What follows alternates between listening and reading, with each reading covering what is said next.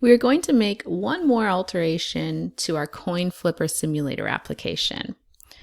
So in the previous tutorial, we learned how to make it so that it repeats 100. So it does 100 coin flips each time I click the green flag. So let's try that.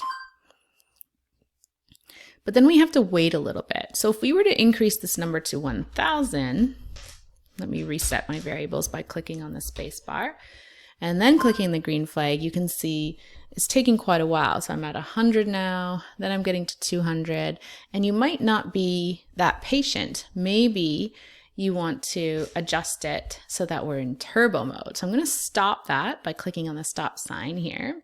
Just going to move this up so you can see. I'm going to select Edit, turn on turbo mode.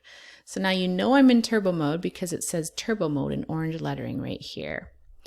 So now when I click the green flag, let's reset our variables first. So I'm going to hit the space bar.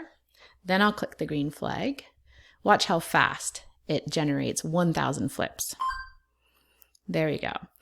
Now maybe I want to change that to 1 million.